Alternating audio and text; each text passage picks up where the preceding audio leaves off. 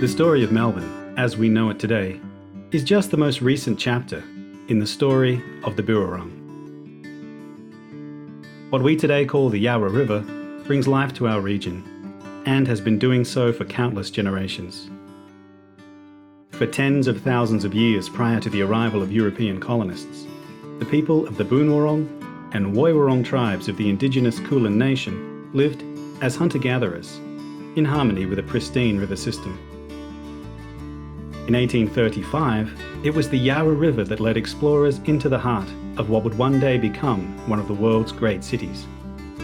Since then, the river has served as Melbourne's life support system and has evolved alongside the city, with each asserting its influence on what the other has today become. The river we see today flowing through the heart of Melbourne would be near unrecognisable to those early explorers. It was they who built Melbourne's first colonial dwellings along the river's northern banks, and since then, the lower reach of the river has undergone dramatic change. If we take a look at the city of Melbourne, just 30 years after its foundation, we see a very different Yarra River, along with an extensive system of inland lakes and swampland. This was the Yarra system much closer to its natural state. If we transition from the river of 1864 to the river of today, it's clear to see the impact we've had. The lakes and swamps have made way for some of Melbourne's most valuable property, and the flow of the river has been cut by half as a thirsty city takes what it needs. Over the years, the Yarra has been re-engineered to better suit the needs of Melbourne's people. Sections of the river have been straightened and widened, diversion tunnels have been blasted through the hillside, shipping channels have been dredged, and the upper reach has been dammed for drinking water storage and to alleviate seasonal flooding. Today, Melbourne's dependence on the Yarra River is as strong as ever. It sustains agriculture, hosts a multitude of festivals, sporting events and celebrations throughout the year, and serves as Australia's busiest container shipping port. But most importantly, the Yarra provides Melburnians a standard of drinking water the envy of many a city. Melbourne's entire water catchment area is made up of 5 separate systems: the Western Port, Werribee, Dandenong, Maribyrnong, and Melbourne's most vital catchment, the Yarra. This catchment covers an area of just over 4,000 square kilometres. The river begins its journey near the lower slopes of Mount Baw and travels 242 kilometres. Throughout the system, the river is fed by 24 major tributaries. The Upper Yarra system is mountainous and covered in a thick forest of giant mountain ash trees. This is by far the most vital piece of Melbourne's entire catchment, collecting 70% of all drinking water consumed by the city. In its heart is the Upper Yarra Reservoir, built in 1957. At full capacity, this lake holds 200,000 megalitres, but that only accounts for just over 11% of Melbourne's total storage. At this stage of the catchment, the water is clear, with a tea coloration caused by tannins released from the forest vegetation. Human impact is minimal, and water quality high. The Middle Yarra system spans large river floodplains, now mostly devoted to agriculture, predominantly cattle farms, but also orchards, vegetable fields, and of course, the famous Yarra Valley vineyards.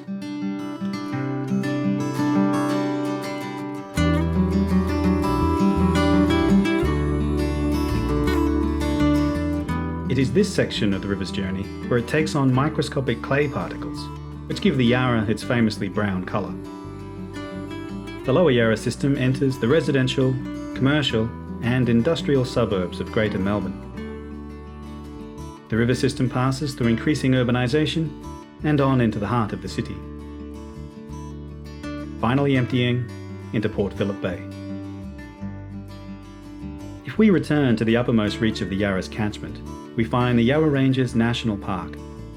In 1891, in what many believe to be an inspired act of foresight, well ahead of its time, the Victorian government set aside 157,000 acres of forest in the Yarra Ranges, with the express purpose of capturing, filtering, and storing drinking water. Much of this area was closed to the public, and to this day remains largely untouched. It is still possible, however, to visit parts of this region, and a drive through the Yarra Ranges will not disappoint. Today, Melbourne is one of only 5 cities worldwide with fully protected drinking water catchments. However, not all decisions made in respect to the health of the Yarra system have been so inspired. Throughout the booms of the gold rush and industrial revolution, Melbourne's new industries set up shop along the banks of the Yarra and many of its tributaries.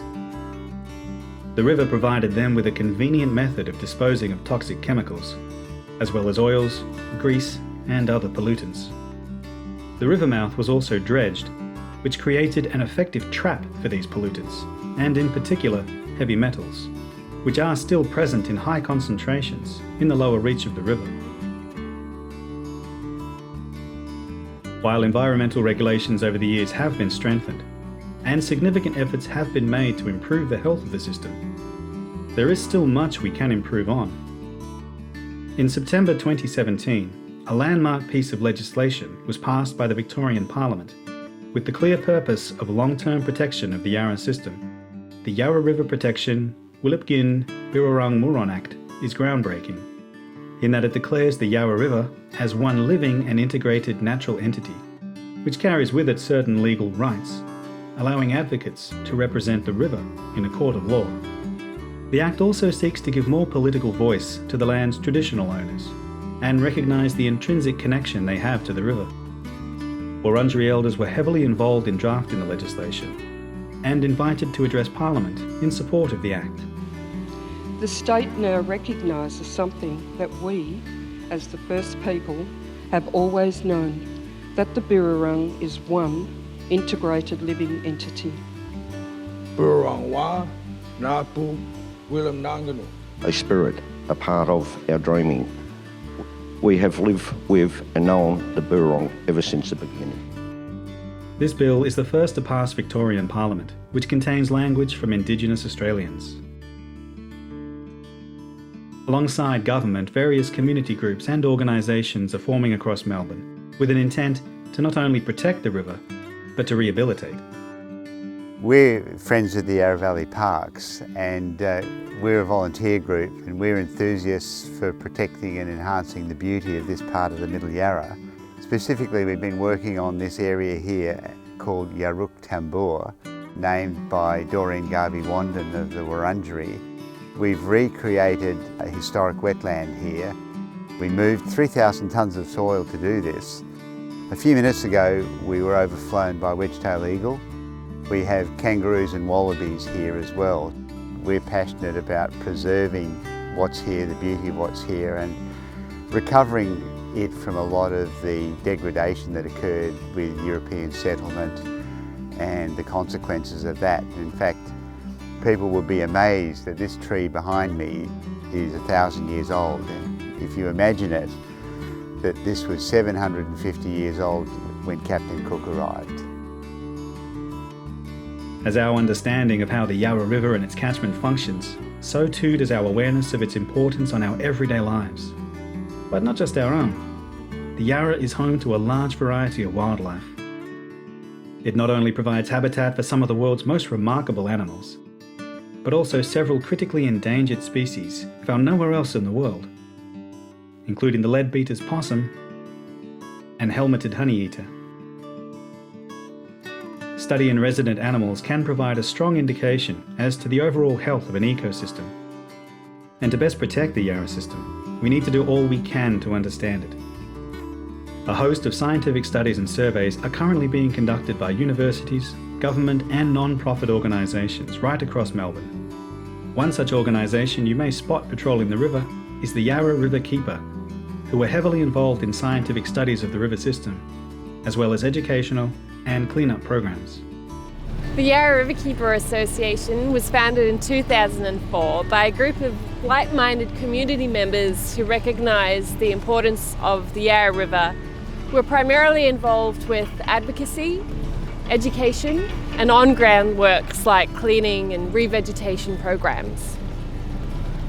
We're in the Yarra today running a microplastic trawl. With the Mantanet trawls, we conduct them in the Yarra and the Maribyrnong once a month. For half an hour we trawl upstream. We travel at 1,000 revs, so we keep a standard engine speed, and the microplastics end up in this cod end sock here. The trawl samples are actually analysed by eye by volunteers. We've estimated over the study period that the two rivers are contributing 828 million items per year to the bay. And that's just from the top 20 centimetres of the rivers, which is what the net actually captures. 74% of those were microplastics, so that's quite an astounding amount of plastic that's getting into the bay and potentially impacting on wildlife and our food chain. Volunteers are integral to the work that we do, and they're mostly involved in the field, helping us run our bi-monthly cleanups along the river.